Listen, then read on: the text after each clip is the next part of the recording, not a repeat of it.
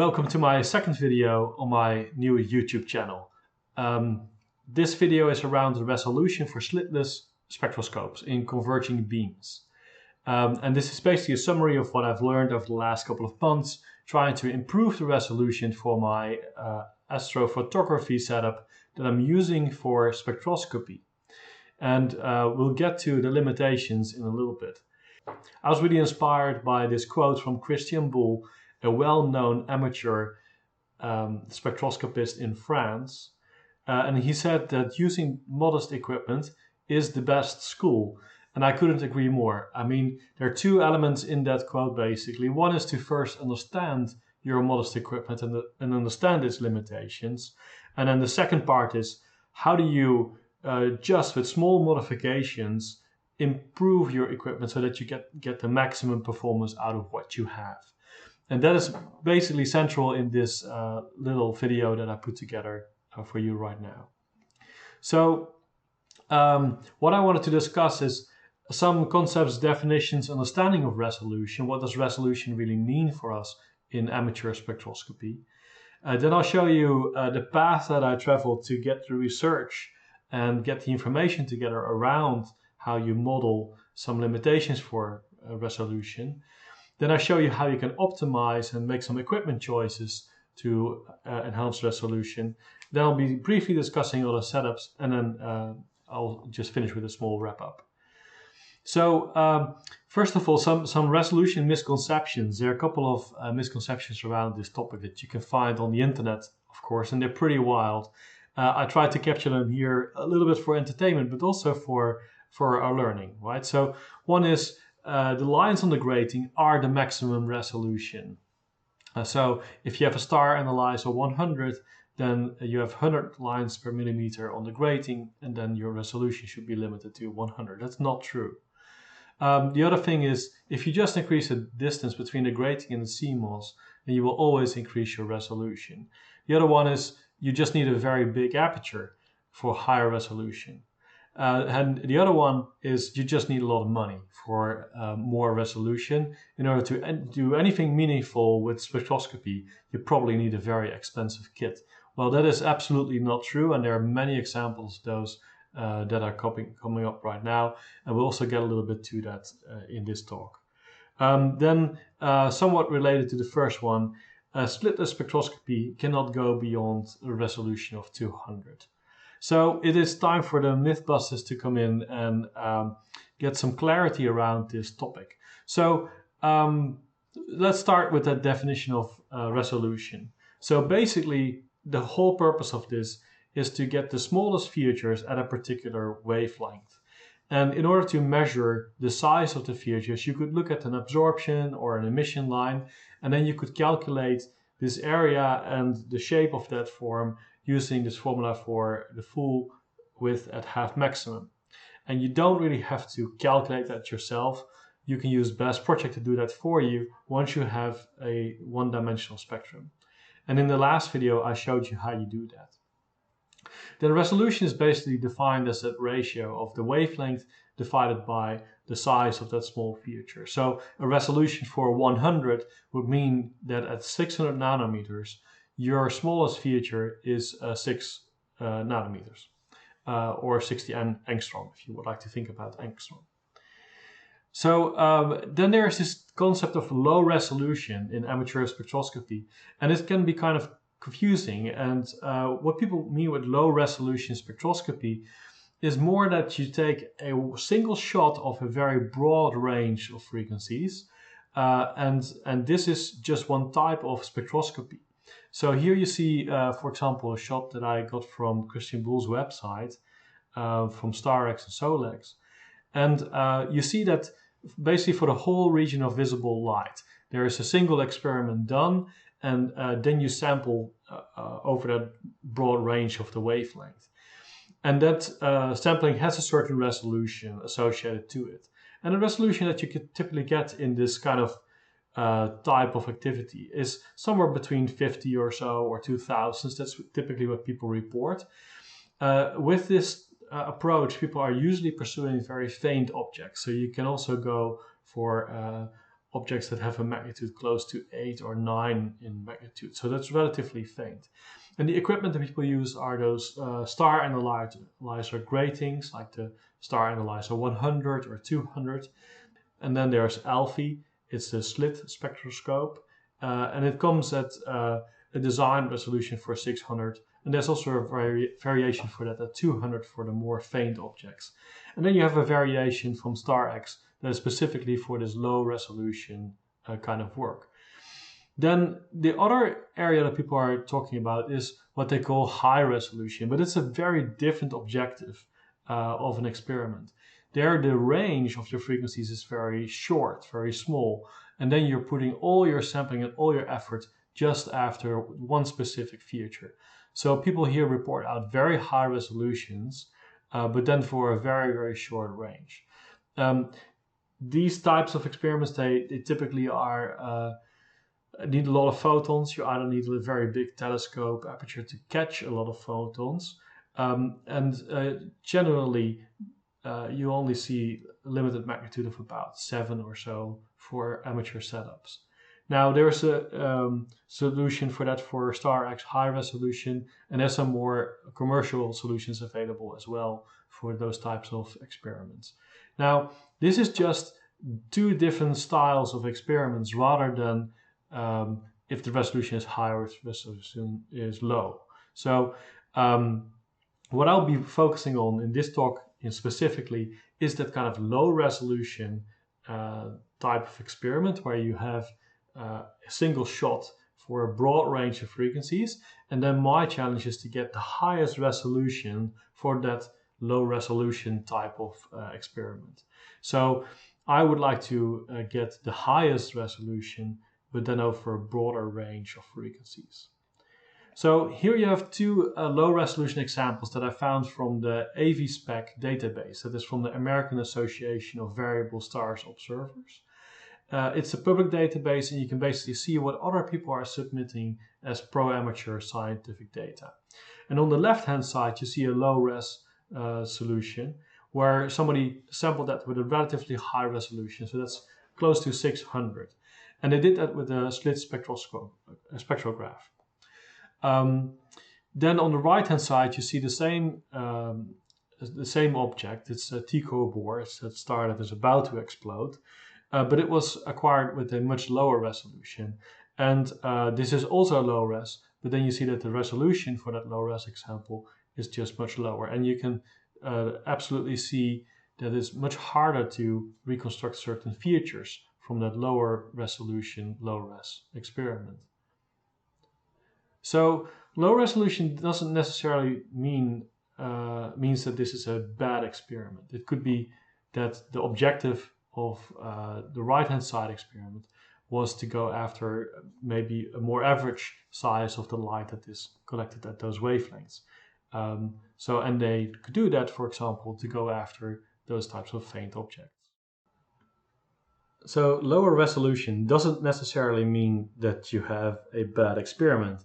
In some cases, this could actually be preferred. Very generally, a higher resolving power, higher resolution will require more light to come in. So your exposure times are relatively longer. That means that if your objective is to go after very faint objects, you would not prefer a very high resolution. So low resolving power under 80 or so is a great solution for photometry objectives like variable star observing. And when you have a modest resolution, so above 80 or 20 or so, you can still do a lot of great things because the features that you're trying to capture are not that narrow band. So you can go after emissions, absorption lines, you can go after stellar classification, even classification for supernova. When you would like to go and investigate redshifts for galaxies or quasars, then you would typically need a little bit higher resolution, but that's still very feasible with most amateur setups. And then when you want to get after very specific features with a very narrow band, for example, when you're estimating the rotation velocity of planets or stars, or you would like to monitor magnetic fields, the Zeeman effects, then those features are very narrow band, and you need a very, very high resolving power to identify those. But that is really in the range of what we have earlier defined as the high resolution class of experiments. And that's also how those products are split up in the amateur world. So if you look at the star analyzer, for example, the star analyzer is great for those lower resolving powers, and you can still absolutely do amazing things with that. And then for that same low res domain, so a single shot domain, you have the StarEx variation called StarEx low res.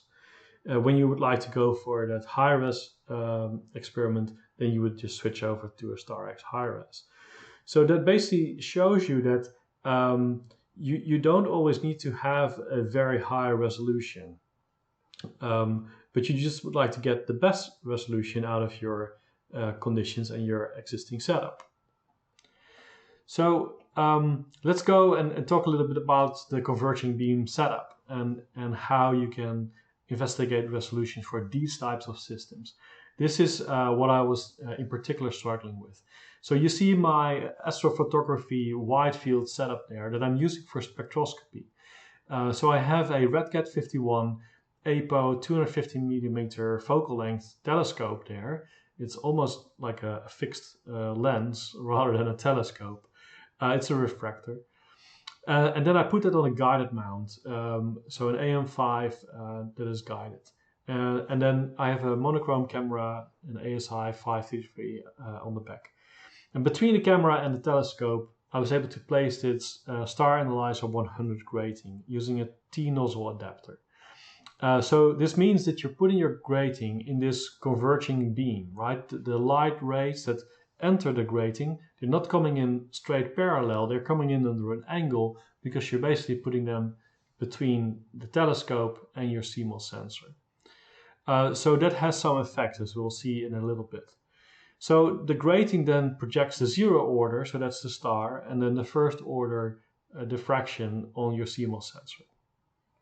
So I wanted to understand, like, what is the resolution that I can expect and how can I further optimize my solution. And the first thing I stumbled across was this calculator from RSpec. And this calculator is actually meant to help you with understanding the size of your diffraction pattern on your CMOS sensor. So it's more tailored towards understanding dispersion. That is how you're spreading out your light over your CMOS sensor. So you can put in your parameters here, and it will basically tell you if your setup will capture enough of your little diffraction pattern that you're projecting with your grating. So this does not tell you anything about resolution per se. For resolution, you have to dive a little bit deeper. And I went down that rabbit hole and I found this chart from the Three Hills Observatory website in England. And that chart was, for me, an eye-opening summary of what's going on. So basically in blue you see your spectrum and then the smallest feature that you're trying to image. And what that image basically tells you is that this is limited by the pixel size, right? If you have a feature that is smaller than 2 pixels, then you're breaking the Nyquist sampling criterion. Or it is limited by the star image size, or it is limited by the optical aberration. Now the star image size is dependent on seeing, on your focus, but also on your focal length. And the optical aberrations, well, that's a little bit more complicated. And to calculate out exactly what those optical aberrations mean for resolution, there was a link on that website from Three Hills Observatory to this article by Doug West. And there, Doug is actually explaining exactly mathematically how all these different optical aberrations will, in the end, cause your resolution to be limited. And he mentions a chromatic spectral coma. So that is the coma that is a result from your grating, not your telescope. And he also talks about field curvature and the star image size and the sampling by the camera. So the mathematics of understanding this is in that article by Doug West. Other really good source that helped me a lot was this book by Ken Harrison. And this is a 12-year-old book. that I found through Amazon used, and it does talk about CCDs and webcams and much older software, so it's a little bit old on that side of things. But the physics are still the same, and there's a very good appendix in this book that exactly explains and derives what those optical aberrations will mean for your resolution. And as a bonus, you will get a great appendix talking about bright target suggestions per constellation that are interesting for people that have those grating spectroscopes. So I would highly recommend that book. But there's one specific reference that helped me even more, and that was a reference to an Excel file mentioned in this book. And although that link was broken, I did contact the author and asked if that Excel file could be published somewhere online. And Ken Harrison kindly did that in this forum. So this is a Groups.io forum that you can join for free. And once you do that, you get access to the files in that community. So you can search for TransSpec here, and then you will find the latest TransSpec Excel file. And this file basically contains the mathematics from all the contributors that worked on amateur spectroscopy on gratings. And that Excel file greatly helps you to understand what your limitations are for your setup. So here you see a screenshot of that Excel file. You got to keep in mind that it's a model, right? So your mileage may vary. But if you key in those Selman numbers here for your setup, then basically this will calculate the best resolution for your particular setup are. When you dive in a little bit in this Excel file, you'll find that the resolution is defined by the wavelength. In this case, they assume 6,000 angstrom or 600 nanometers, divided by the maximum size for your star and the maximum size for your Coma. And this is exactly in line with the chart that you saw a little bit earlier. Your star size or your Coma size is basically driving your resolution. So I did that for my setup, which is that RedCat 51. And then the best resolution, right, so is basically determined by the worst case of the Coma or the worst case of the star size. And in this particular case, my setup is absolutely limited by Coma. So my next question was like, okay, what do I need to change? Should I just buy a bigger telescope? And I used this TransSpec file to do a little bit more analysis on what parameters are causing Coma or are causing a smaller star size. So for that, I did the following. I just plotted for different focal ratios and different focal lengths, the different limits that go into that equation for calculating resolution. And here you see the star size limit. And what this chart basically shows is that for shorter focal lengths, you have a small star image size, as you would expect, of course.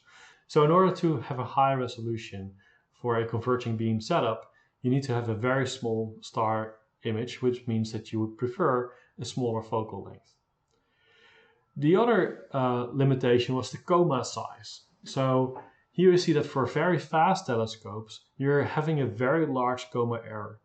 So if you then calculate resolution, which is the max out of those two tables, then you get to this conclusion, right? So basically for all the focal ratios or for the focal lengths, you're seeing that a majority here on these very fast setups with a shorter focal length, they're all limited by the spectral Coma. And then the blue area here shows the setups that are relatively slower and have more focal length, and they're for the majority star size limited. So to give you a couple of examples, like example equipment, here of course you see my RedCat 51 that I just calculated.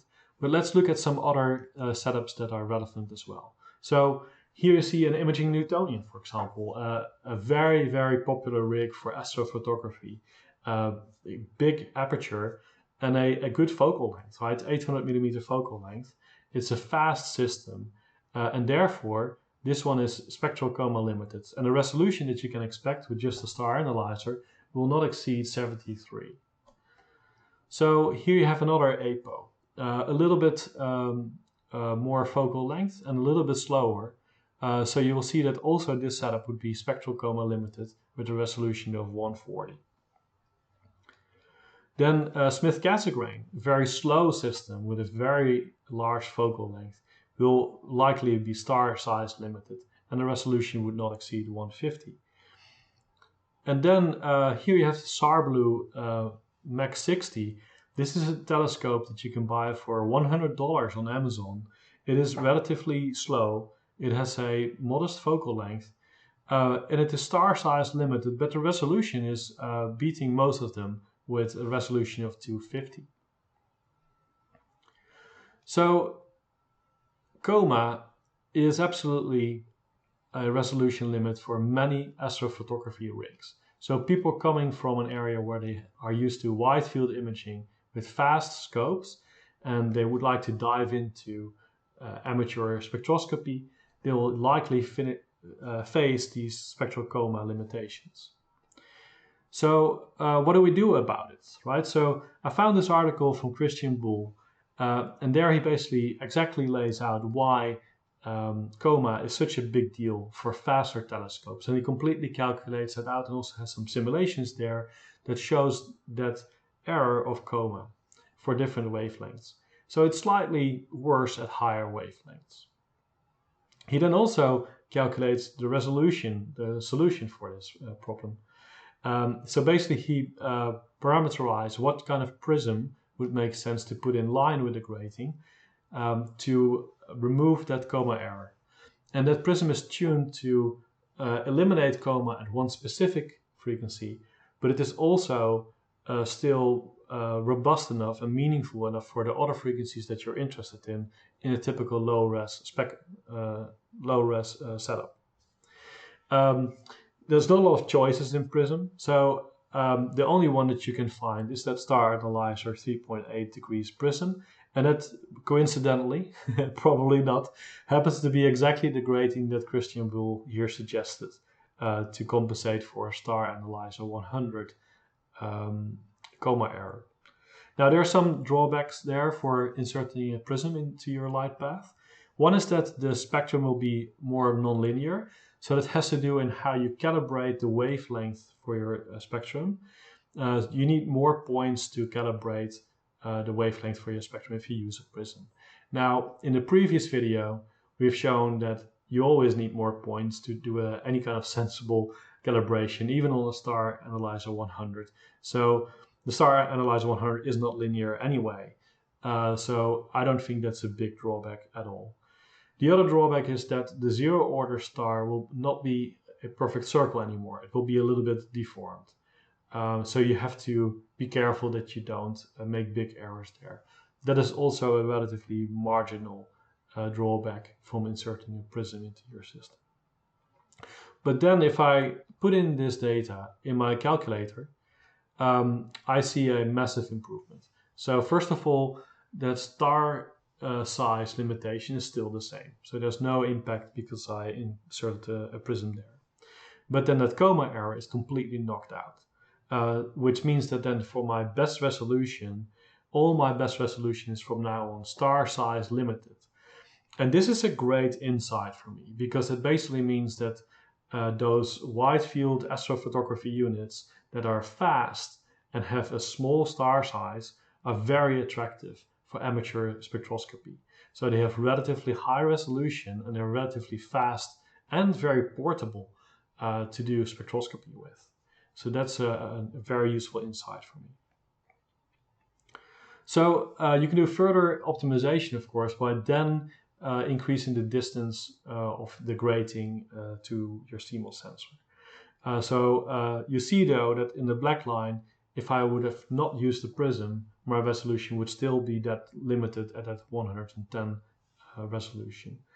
But now with the prism, I can further see if I can increase that size of that diffraction pattern on my CMOS sensor. Now, at a certain point, this will be limited by the space that I have in my RedCat. But what I did is that I did make a decision to place the prism between my grating and my CMOS so that the spacer of the prism itself would help me a little bit with getting some more distance. Eventually there will be a drawback. By further increasing the distance, you will get into issues with field curvature. Now, field curvature on itself is not a resolution limiting effect, but field curvature would basically mean that you're not in focus for all the wavelengths in your spectrum. So you would have to choose where you would like to focus. It's either more in a low frequency or in a high frequency region. That would further complicate your experimentation. So I desire not to go that far and keep my distance relatively short. And with that, I'm going to sacrifice some of the resolution that I could squeeze out of my system.